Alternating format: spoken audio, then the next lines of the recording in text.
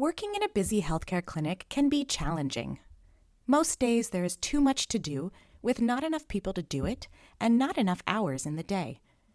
Because of this, clinic workers need to focus their efforts on actions that will result in the greatest benefit to the most people.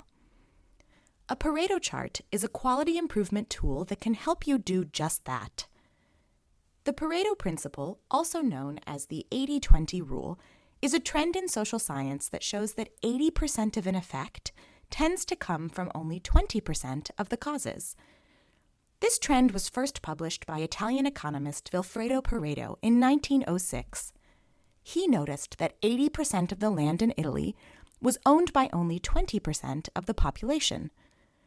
Curious to see if this was exclusive to Italy, he surveyed other countries and found similar ratios. Noticing a trend, he published the results. Social scientists around the world have now confirmed this trend across time and across disciplines. In economics, 20% of the world's population receives 80% of the world's income. In sales, 20% of salespeople tend to account for 80% of total sales. In computer science, the top 20% of bugs in a system tend to account for 80% of errors and crashes, meaning that if you address those bugs in the top 20%, it will give you the most benefit for your efforts. The same trend tends to be true in healthcare. Let's look at an example from an HIV clinic in South Africa. We'll call it the Lorem Ipsum Clinic, or LIC. This is Sifokazi.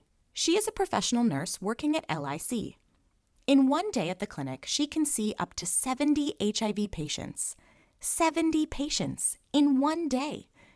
She has to see each patient, communicate care plans, collect blood and other biospecimens, make sure they get to the lab, coordinate with other colleagues at the clinic, and on and on and on and on.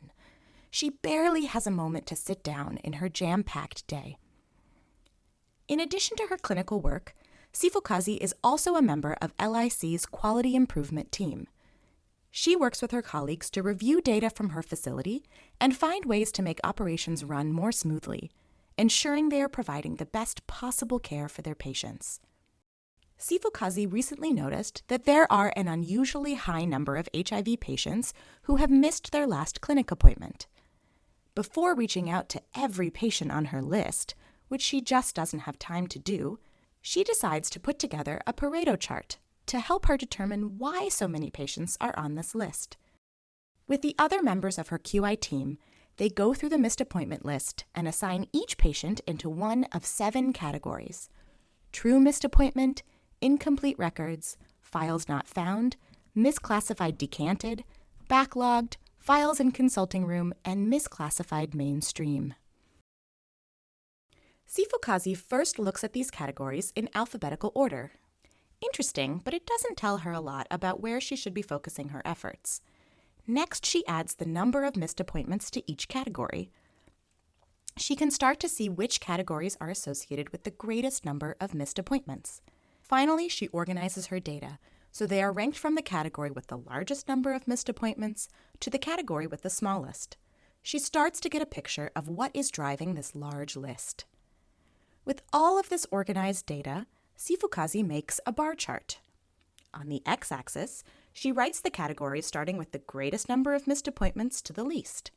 On the y-axis, she plots the frequencies, in this case, 0 to 25. And then on the secondary y-axis, percentages from 0 to 100. Now she fills in her bars.